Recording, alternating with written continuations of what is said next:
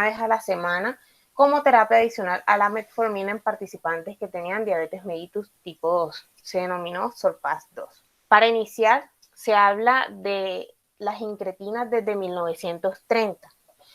Este término se comenzó a utilizar teniendo en cuenta que se describió que cuando un paciente recibió una carga de glucosa oral, producía una mayor respuesta de insulina en comparación a los pacientes que recibían glucosa vía endovenosa.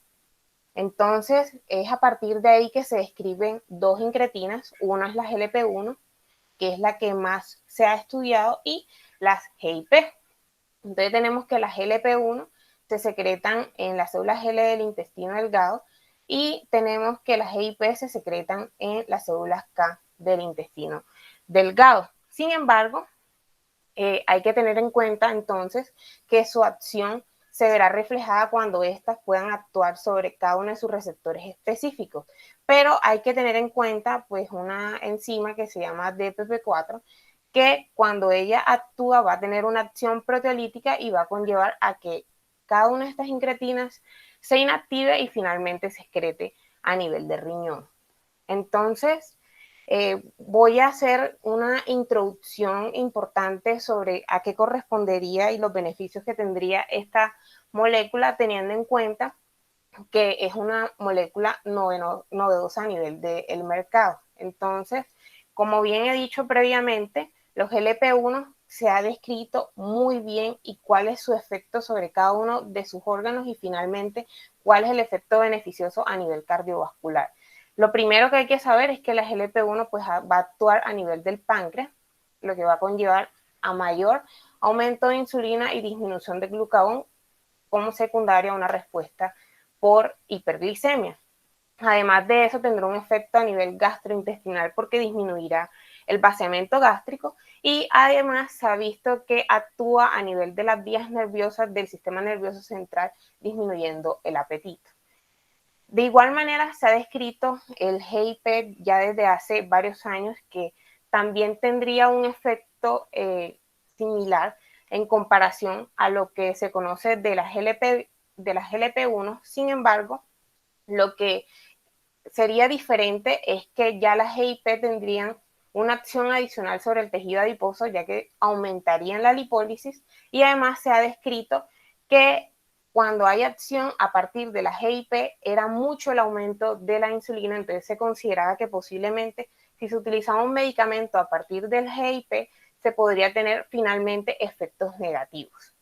Entonces, actualmente, como he descrito, se tienen dos tipos de incretinas que se ha considerado que las GIP potencializarían el efecto de GLP-1, teniendo una ventaja los GIP que además de incrementarse la insulina cuando hay hiperglicemia, se aumentaría el glucagón cuando tenemos hipoglicemia.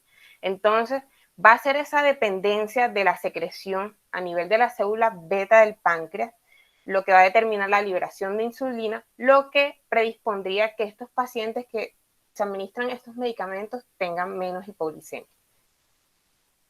Entonces, como previamente he dicho, los GLP-1 se han descrito muy bien y previamente en estas sesiones se han revisado muchos artículos sobre los GLP-1 y sus beneficios. Entonces tenemos que los GLP-1 se van a clasificar en dos, teniendo unos que son de acción corta y habrán otros que van a tener acción larga. Entonces a la izquierda, como pueden ver de esta diapositiva, tenemos los de acción corta, de los cuales van a ser un producto sintético derivado de la hexendina 4, que se extrajo a partir de la salida de un reptil que se llama monstruo de Gila.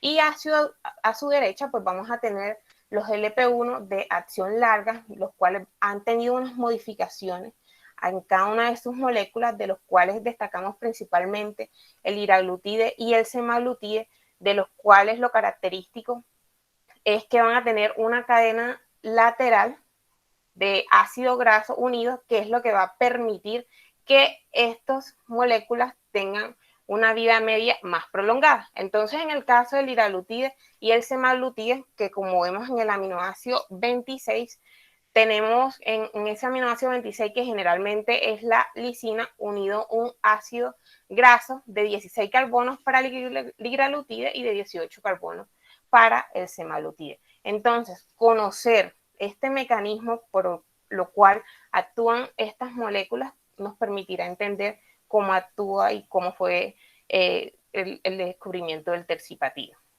Entonces, ya en esto no voy a hacer mucho énfasis porque ya se conoce el efecto del GLP-1, ya se han descrito en metaanálisis cómo a los GLP-1 en cada uno de ellos tienen un mejor MACE en comparación cuando se hace con placebo.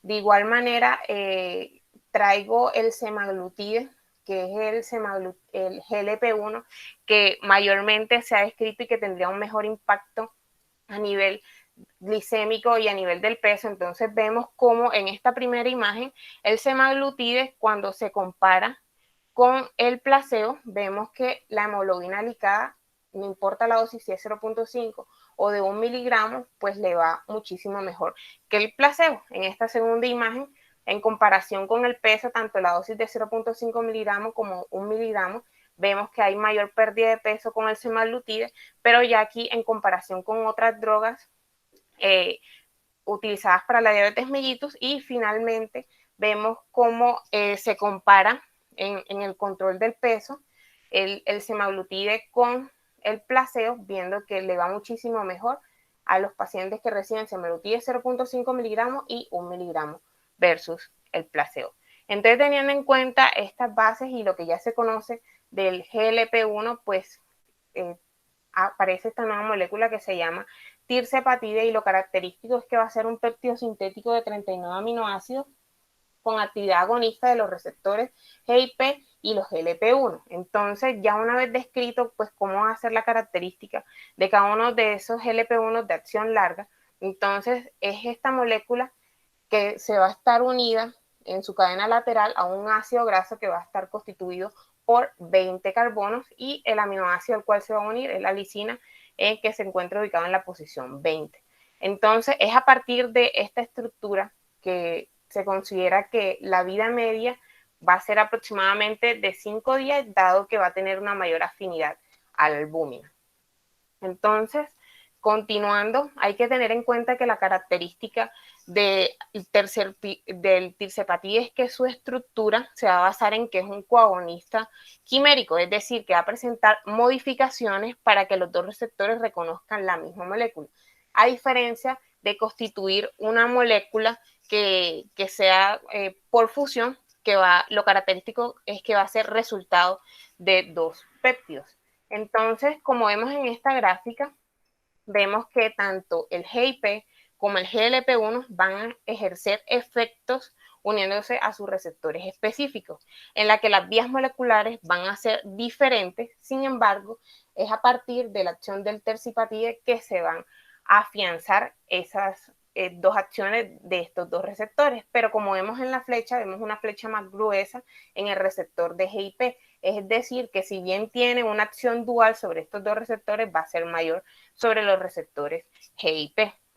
Entonces, cuando hacemos una búsqueda en PubMed de tirzepatide, o cuando vamos a buscar a lo que corresponde a estas moléculas duales, o lo que se describe como twin incretin, vemos que es poco lo que se ha descrito en los últimos años, pero teniendo en cuenta lo que voy a mostrar de los posibles beneficios de esta nueva molécula, es muy posiblemente que en los próximos años esta búsqueda se incremente. Entonces, para inicialmente todo empezó en el 2013 en Múnich, Alemania, en el cual se evaluó la eficacia de las incretinas duales en modelos animales, en la que se ve un mayor efecto, como vemos en esta figura, un mayor efecto que corresponde al diamante morado.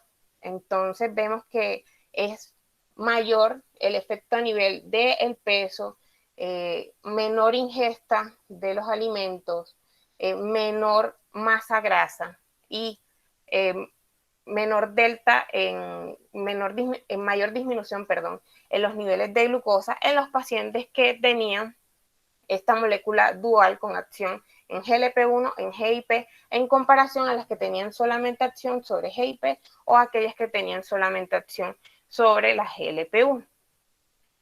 Entonces, es a partir del 2016 donde comienzan a hacer estudios en humanos. Entonces aparece el ensayo fase 1, en el cual se hizo con 142 participantes, fue aleatorizado, controlado con placebo y doble ciego. Posteriormente, en el 2018, se hace el ensayo fase 2 con 318 participantes, también fue un ensayo aleatorizado doble ciego, en los cuales cuando se les asignó a los pacientes tirzepatide en la dosis de 1 miligramo, 5 miligramos, 10 miligramos, 15 miligramos, también se hizo la comparación con el dulaglutide y el placebo durante 26 semanas, mostrándose una eficacia significativamente mayor con respecto al control de la glucosa y la pérdida de peso.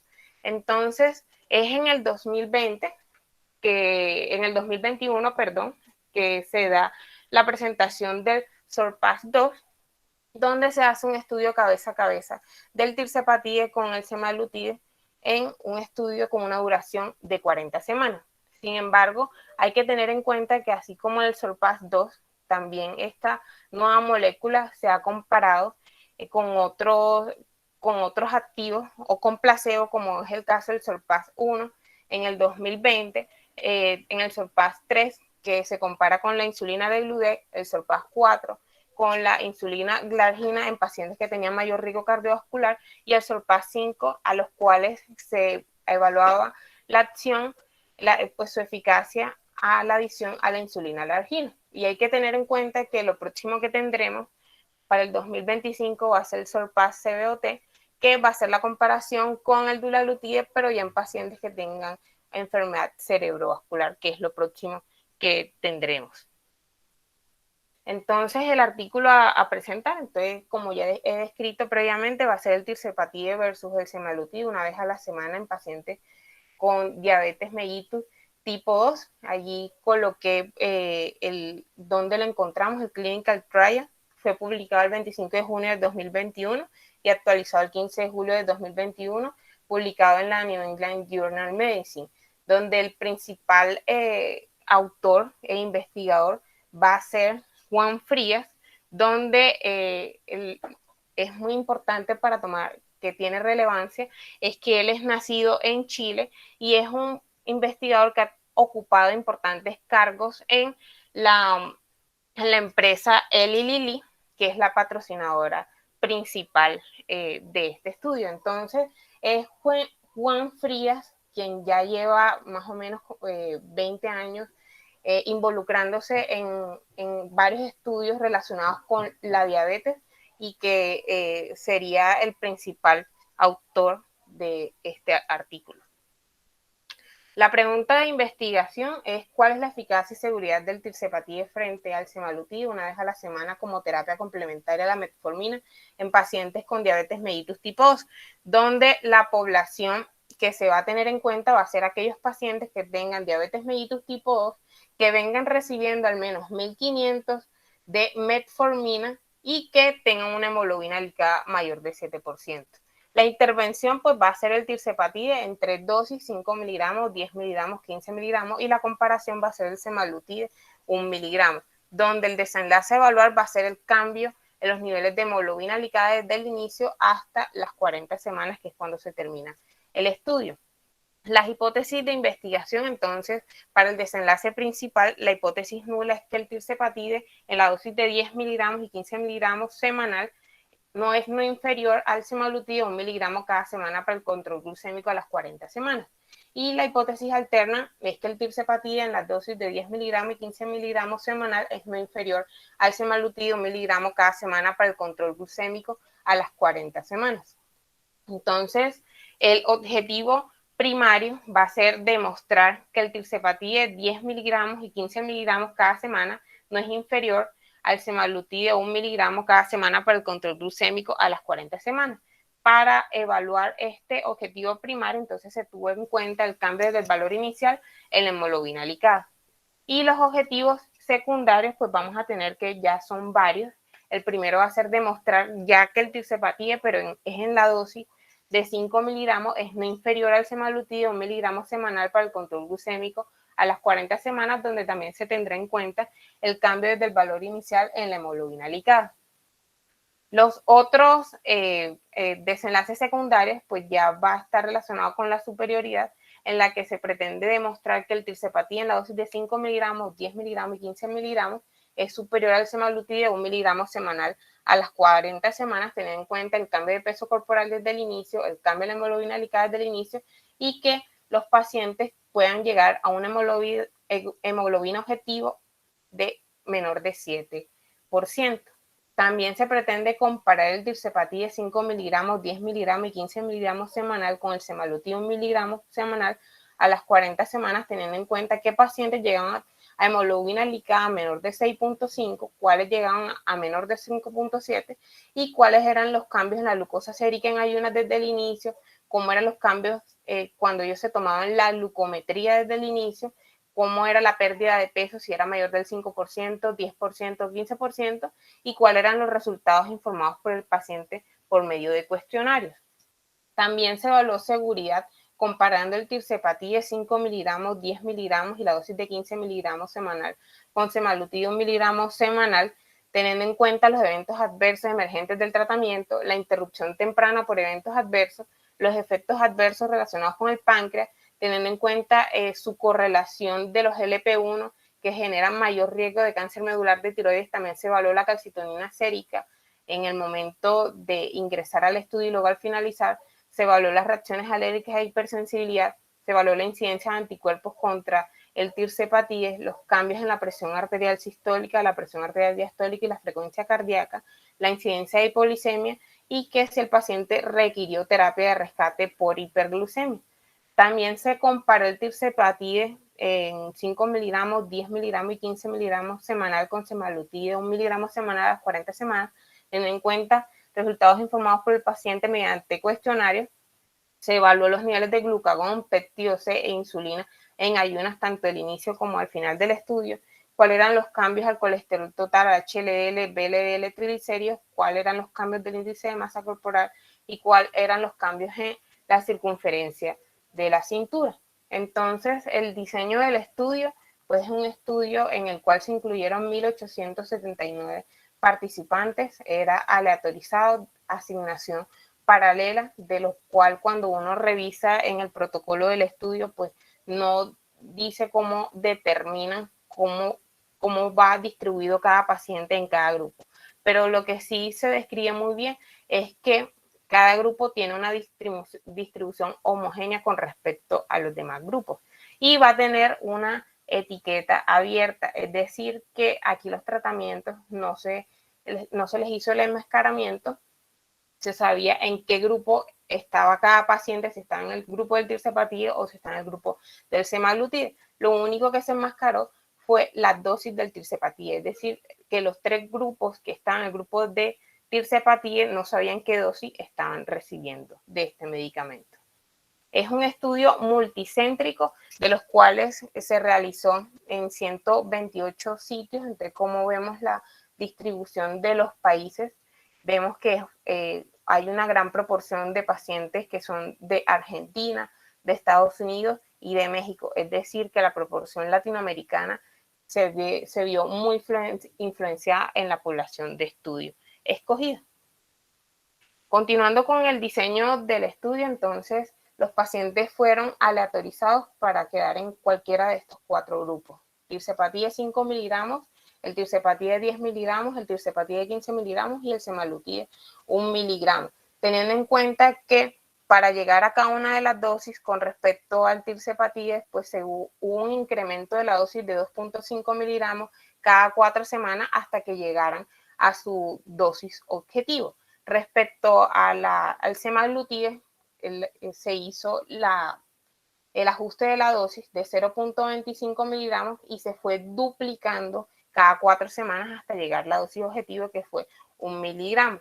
Hay que tener en cuenta que no se permitió, una vez que ya se había incrementado la dosis de cada uno de estos medicamentos, no se permitió reducir la dosis de ningún medicamento. El seguimiento se hizo cada 4 semanas y el estudio tuvo una duración de 40 semanas.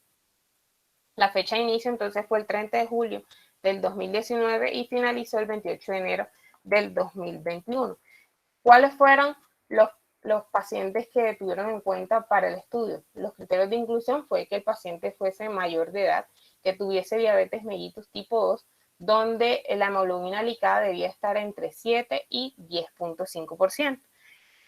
Además, que el único medicamento que estuviese utilizando como tratamiento fuese la metformina, pero no se permitía que tuviese una dosis menor de 1.500 miligramos día. Tenía que tener un índice de masa corporal de menos de 25 kilos por metro cuadrado, que estuviese estable por lo menos en los últimos 3 meses con una desviación estándar del 5%.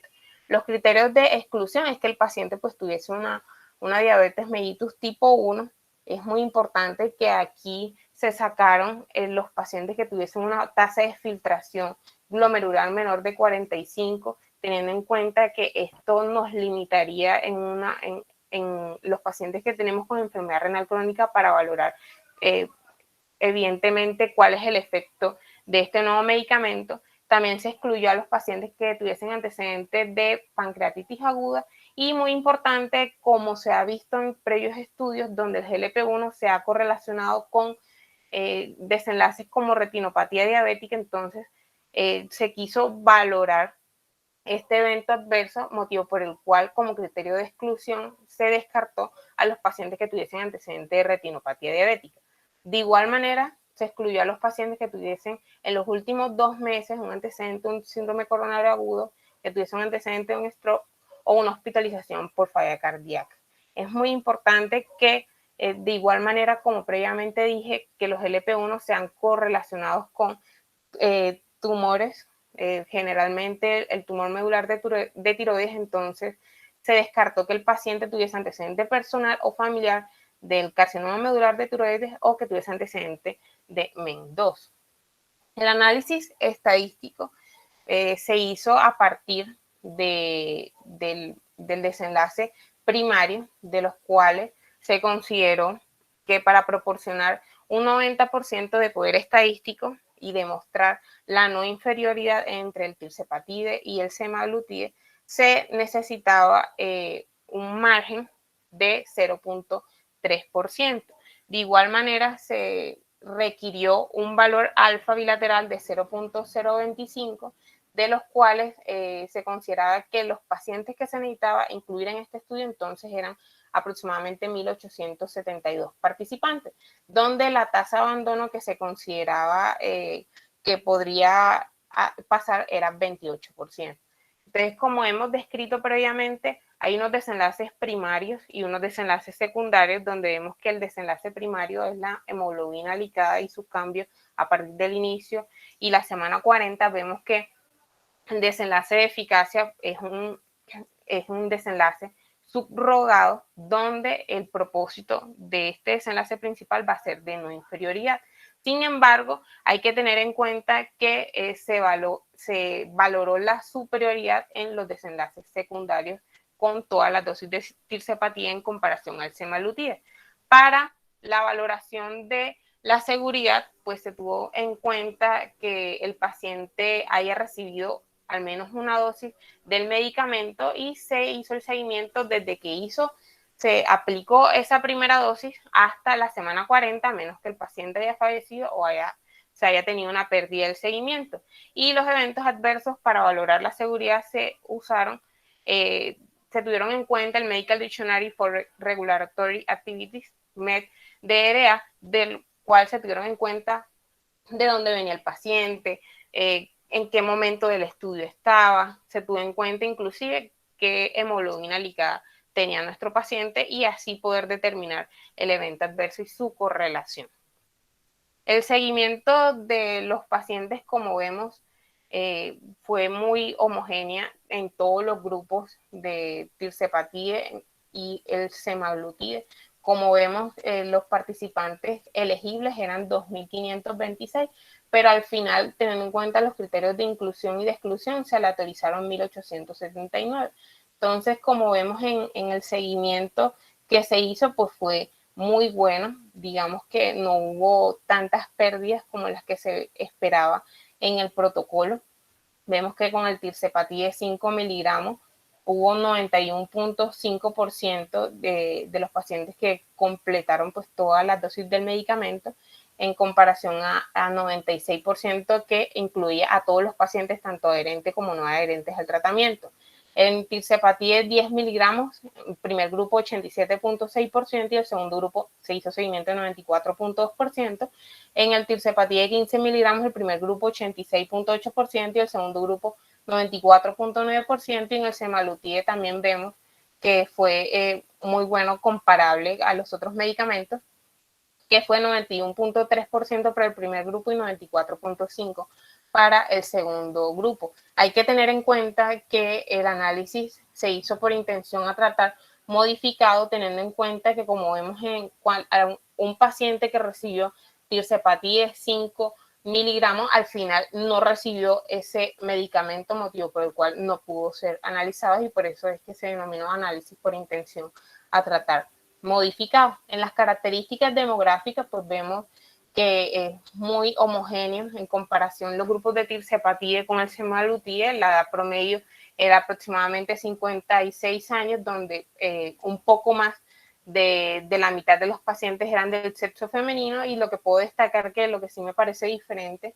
serían las etnias de donde provenían los pacientes con tirzepatide en comparación con el semaglutide, que vemos que es un poco diferente, pero digamos que en términos general es más o menos homogéneo. También la hemoglobina glicada vemos que en promedio está en 8.3. La glicemia en ayuna también era muy similar, donde en promedio era de 173. La duración de diabetes la destaco. Vemos que también fue muy homogénea entre cada uno de los grupos, donde aproximadamente los pacientes tenían 9 años con el diagnóstico de diabetes mellitus. Vemos que el índice de masa corporal, el peso, la circunferencia de la cintura también fue muy similar, y destaco que fueron, si bien estaba la limitante en el que se excluían los pacientes con tasa de filtración glomerular menor de 45, vemos que había muy pocos pacientes con tasa de filtración menor de 60. Entonces, a esto sería una limitante para la interpretación de la seguridad en los pacientes que tienen enfermedad renal crónica. De igual manera, vemos que como requisito de todos los pacientes en cada grupo era que todos tenían que tener la metformina al menos en 1500 miligramos día. De igual manera, fue homogénea los niveles de presión arterial sistólica, diastólica y la frecuencia cardíaca. Cuando vamos a valorar los resultados, pues vemos que el desenlace principal pues fue el cambio en la hemoglobina glicada desde el inicio hasta la semana 40.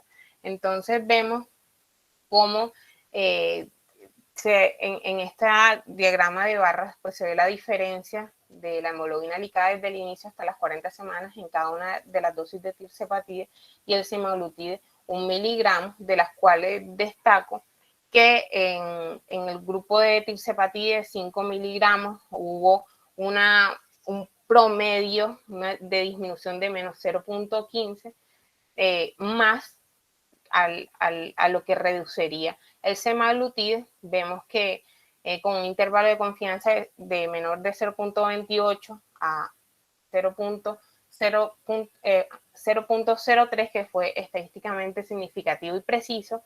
Para el tirzepatide 10 miligramos, vemos que la diferencia adicional al semaglutide fue menor de 0.39, con un intervalo de confianza menor de 0.51 a menor de 0.26.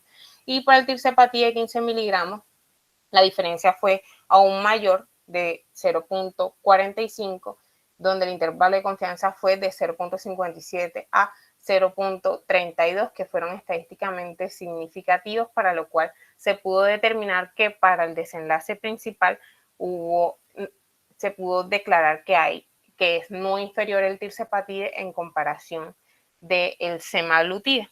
De igual manera, vemos en la gráfica derecha cómo serían los niveles absolutos respecto a la disminución de la hemoglobina glicada, y vemos la comparación de acuerdo a cada una de las dosis del tirzepatide y el semaglutide. Vemos cómo hay mayor disminución, así como en comparación a la gráfica anterior de la hemoglobina glicada, y vemos que inclusive en promedio de que tenían todos los pacientes de hemoglobina glicada de 8.28%, vemos que en números absolutos eso representaría para el tirzepatide de 15 miligramos 5.82%. Cuando vamos a valorar cuáles son las metas y los objetivos de la hemoglobina glicada, pues vemos cómo fueron muy ambiciosos en este estudio respecto a las metas objetivos de hemoglobina glicada. Vemos como una gran proporción de pacientes lograron el objetivo, que era hemoglobina glicada del 7%. Sin embargo, lo que me llama la atención es la gran proporción de pacientes que llegan a la meta objetivo menor a 5.7%, que con la dosis de terzipatide de 15 miligramos sería aproximadamente 46% de los pacientes. De igual manera, cuando vamos a valorar la glicemia en ayunas, el cambio desde el inicio hasta las 40 semanas, vemos que si en promedio estaba en 173, a medida que incrementaba la dosis, mayor era la disminución en números absolutos de la glicemia en ayuna, teniendo en cuenta que el tirzepatide de 15 miligramos podíamos llevar la glicemia en ayuna a 109.6 miligramos sobre decilitro. Otros aspectos a tener en cuenta que se valoraron en los desenlaces, pues fue el cambio en el peso del paciente, y vemos cómo a medida que se incrementaba la dosis del tirzepatide, mayor era la diferencia en comparación al semaglutide del peso basal del paciente. Vemos que con la dosis de tirzepatide 5 miligramos había una disminución adicional al semaglutide de 1.9 kilos, con el tirzepatide 10 miligramos una disminución adicional de 3.6 kilos, para el tirzepatide 15 miligramos había una disminución adicional de 5.5 kilos. Y respecto a los números absolutos que corresponde a la gráfica de la derecha, vemos que sí es importante pues todo lo que se pudo disminuir respecto al peso basal del paciente, que si en promedio era 93.8 kilos, vemos que con el tirzepatide de 15 miligramos hubo una disminución hasta 12.4 kilos. Cuando se compara de llegar a los objetivos en porcentajes de la pérdida de peso, vemos como una gran proporción de pacientes, sin importar la dosis del tirzepatide, en comparación al semaglutide, pues pudieron llegar a una pérdida de peso mayor del 5%. Pero también destaco cómo inclusive en tirzepatide de 15 miligramos aproximadamente el 36% de los pacientes pudieron llegar a una disminución hasta del 15% del peso corporal. Con respecto al cambio en el perfil lipídico, vemos que también habría, en lo que corresponde a los triglicéridos, un importante efecto de acuerdo a la dosis del tirzepatide en la disminución de los triglicéridos. Y respecto al colesterol total, HDL, LDL, digamos que sería como muy homogéneo entre cada una de las dosis, y el del tirzepatide y el semaglutide, la disminución de colesterol total, LDL, y aumento de HDL. De igual manera, vemos cómo también habría un impacto beneficioso del tirzepatide en cada una de sus dosis en la disminución del colesterol de LDL. Como otro de los resultados, pues tenemos en cuenta entonces el objetivo de la hemoglobina glicada, que ya previamente he descrito de acuerdo al porcentaje. Finalmente, si bien el desenlace principal de este artículo fue evaluar la no inferioridad, vemos que en los desenlaces secundarios estaba evaluar la superioridad. Como quedó bien descrito en los resultados con las gráficas previas, sí se pudo ver que el tirzepatide es no inferior al semaglutide. Sin embargo, en los desenlaces secundarios, en la cual ya se pretendía evaluar el tirzepatide en la dosis de 5 miligramos en comparación al semaglutide y evaluar la superioridad de las 3 dosis del tirzepatide en comparación al semaglutide, 1 miligramo, vemos que con esta tabla se pudo aclarar y se pudo definir que había superioridad del tirzepatide en cualquiera de sus dosis en comparación al semaglutide, 1 miligramo.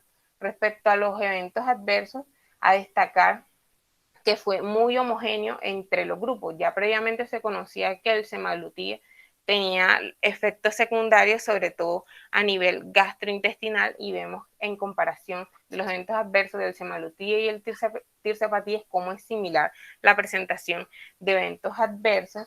Aquí vemos la presentación de muertes, que vemos que en el tirzepatide, digamos que hubo 4 muertes en cada grupo en comparación al semaglutide.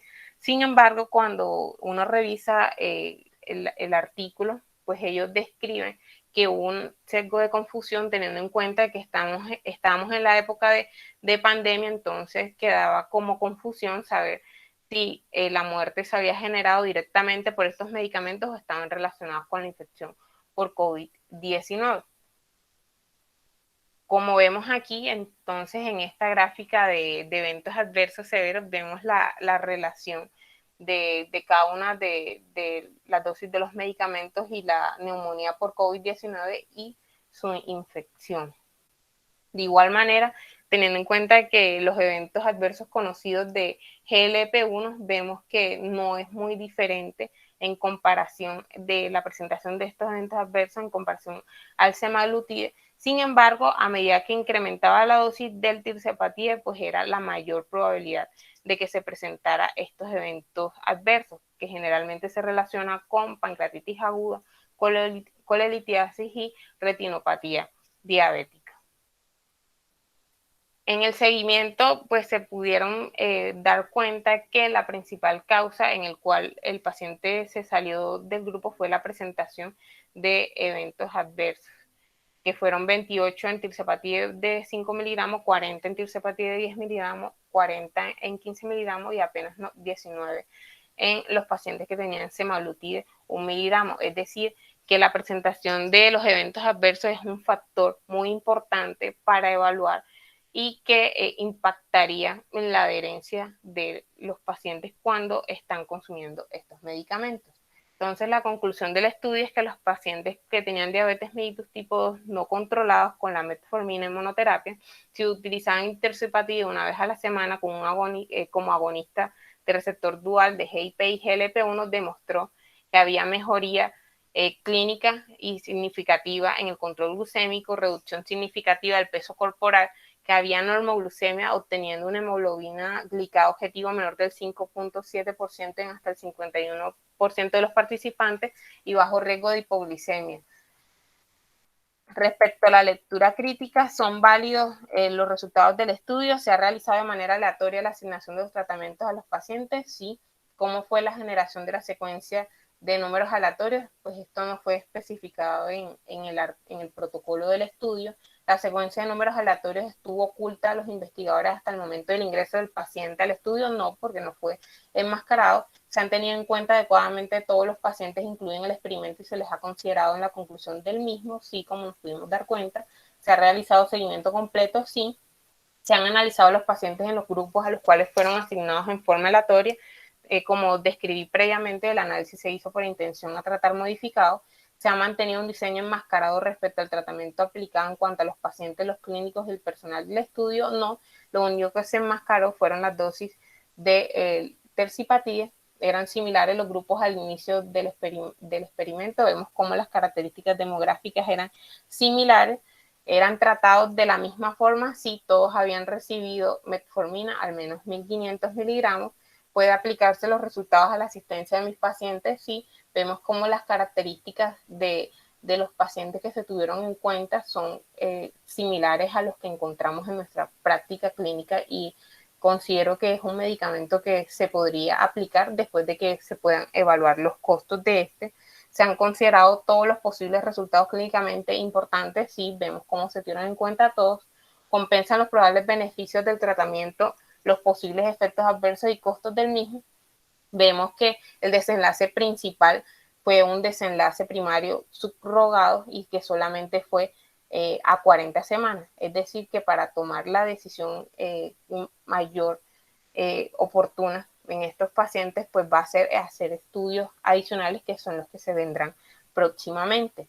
Hay que tener en cuenta entonces que el tirzepatide, vemos que en varios estudios que son el SURPASS 1, SURPASS 2, SURPASS 3, 4 y 5, vemos cómo se compara con otras terapias y digamos que le ha ido mejor, pero lo importante es que el Sorpath-2 pudo ser un estudio cabeza a cabeza con el medicamento que actualmente ha demostrado que presenta mayor eficacia en el control glucémico y en el control de peso. Digamos que eso lo encuentro muy positivo.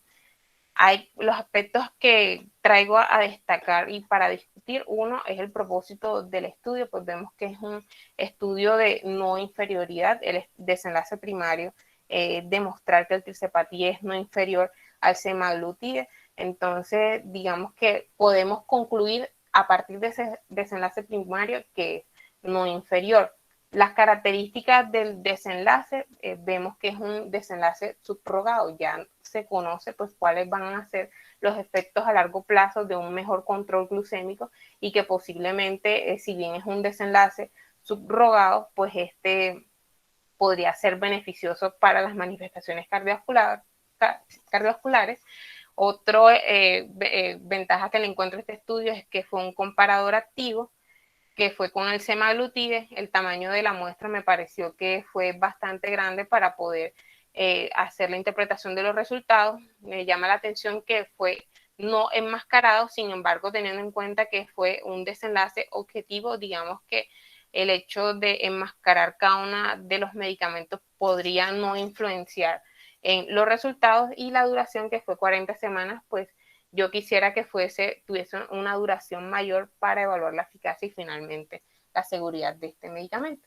Y traigo esta última diapositiva, entonces teniendo en cuenta pues la novedad de que tiene esta molécula dual entre el GIP y el GLP-1, vemos que en marcha hay estudios con moléculas similares e inclusive con acción a partir del glucagón, y sin embargo la que mayormente se ha descrito en el protocolo es una que es la primera que está siendo realizada a partir de Novo Nordisk. Sin embargo, lo que la diferencia es que esta va a ser de aplicación diaria, entonces implicaría una desventaja en la administración. Muchas gracias. Bueno, muchas gracias Ana por tu presentación. Dejo abierta el espacio para las preguntas y comentarios. Si alguien tiene alguna pregunta, puede levantar la mano o dejarla en el chat. Adelante, Angie. Hola, muy buenos días para todos. ¿Me escuchan? Sí, ahí te escuchamos muy bien. Bueno, no, pues hoy apenas estoy empezando la rotación. Primero que todo, darle las felicitaciones a Ana. Me pareció una muy buena presentación del club de revista y realmente quiero, es como más que preguntar, resaltar pues como los resultados de este estudio. Yo no sé pues qué opinan los profesores o qué opine la fellow, pero me parece que sí nos está aportando varias cosas a algo que teníamos como tan tradicional hasta ahora, que es el GLP-1, pues que yo tenga conocimiento. Entonces sí quiero resaltar como los resultados del estudio en cuanto a todos la evidencia pues que hay hasta el momento, que es la reducción del peso, la reducción de hemoglobina glicosilada. Entonces es simplemente para hacer ese comentario. Gracias.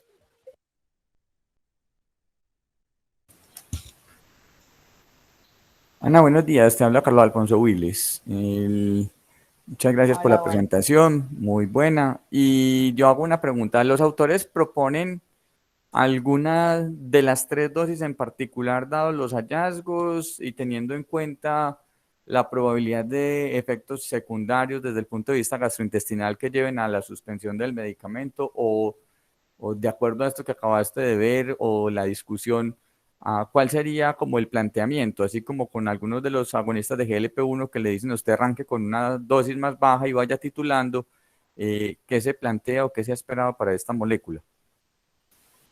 Bueno, entonces, teniendo en cuenta el desenlace primario de este estudio, era simplemente evaluar que estas dosis de medicamentos no fuesen inferiores al semaglutide. Entonces, digamos que no se iban por una dosis en específico de cuál utilizar. Sin embargo, cuando uno lee la discusión del artículo, uno, es importante que si bien a mayor dosis, pues se veía mayor impacto, sobre todo en control glicémico y pérdida de peso. Sin embargo, sí vemos la mayor incidencia de efectos adversos y cómo esto impactaba inclusive en el seguimiento de los pacientes. Entonces, eso a consideración al momento de elegir cuál es la dosis, definir pues cuáles son las características de nuestro paciente y que si el paciente viene presentando mayor manifestación de eventos adversos gastrointestinales, que son los que mayormente se presentan, se preferiría una dosis menor en comparación al tirzepatide de 15 miligramos.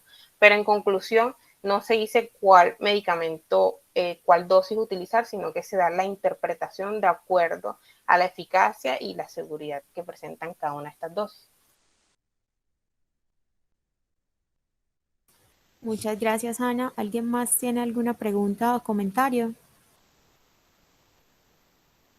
Bueno, yo sí quiero hacer como mención un comentario respecto a lo que Ana ha dicho. Realmente para mí esto, realmente a la molécula le fue muy bien en términos de los resultados del estudio. No solamente, como bien indicó Ana, demostró no inferioridad, sino también superioridad en desenlaces subrogados importantes, como fue el cambio de hemoglobina glicada. La parte del peso, sí, de pronto a la luz de este estudio no podríamos decir realmente que es superior, porque recordemos que semaglutide en pacientes con obesidad se ha utilizado a dosis de hasta 2.4 miligramos, que fueron los resultados o la dosis que se utilizó en el estudio STEP2. Entonces aquí estamos confrontando en términos del descenso de peso, dosis de 1 miligramo de semaglutide. Entonces, como sabemos, la obesidad claramente va a tener un papel impulsor en la diabetes mellitus tipo 2, entonces vendría a conveniencia bien estimar cómo le iría a esta molécula cuando confrontamos dosis mayores de semaglutide como las que se utilizaron en el STEP2. Sin embargo, en general, pienso que la molécula es muy prometedora y no solamente logró impactar en el subrogado de hemoglobina glicada, sino también, como bien lo indicó Ana, en otros subrogados importantes en términos del riesgo cardiovascular, como son los parámetros del perfil lipídico. Entonces esperamos los resultados del estudio con dulaglutide, que dado los antecedentes de la molécula, incluso de los GLP de manera aislada, muy probablemente también van a ser resultados positivos. Bueno, muchísimas gracias. No sé si alguien más quiere comentar algo. Hola, Caro, ¿sí me escuchan? Sí. Sí, yo creo que esto deja claro que ya tenemos que ir pensando en la nueva clasificación de las incretinas y tener en cuenta revisiones donde proponen esto, de no solamente acción corta y acción larga con respecto a los LP1, sino que ya tengamos en cuenta moléculas duales. Hay algunas que actúan también sobre el receptor de glucagón y GLP1 e inclusive se está hablando de el triple efecto incretina, donde van a actuar sobre el receptor de GIP, GLP1 y de glucagón para potenciar los efectos y evitar efectos que sean negativos. Una de las cosas que se le criticaba mucho a los GIP agonistas de receptores era que podían modular el efecto sobre el glucagón e inducir hiperglicemia, pero se demostró que cuando se combinan se potencian más los efectos benéficos que ese posible efecto de inducir hiperglicemia, al igual que los medicamentos que actúan sobre el receptor de glucagón. Lo que sabemos hasta el momento es que son seguros y un dato que sigue ratificando la seguridad de estos medicamentos y que no se vio al parecer en SUSTAIN es lo que vemos de la retinopatía. Si se dieron cuenta, estos pacientes no tenían retinopatía, pero por lo menos no se aumentó, que es una de las cosas que siempre nos preocupó desde que salió el resultado del SUSTAIN con respecto a la seguridad a nivel ocular. En este estudio y en los estudios de STEP, y se esperará el estudio FOCUS, que es el estudio específico para eso de semaglutida, al menos podemos tener un parte de tranquilidad de que estos medicamentos a largo plazo no aumentan el riesgo de retinopatía por resultados adicionales al del SUSTAIN, que fue el que generó esa duda. Muchísimas gracias, Luis y Angie, por los comentarios. Yo creo que entonces, si no hay más preguntas o comentarios, podemos dar por finalizada la reunión. Muchas gracias, Ana. Que tengan feliz día.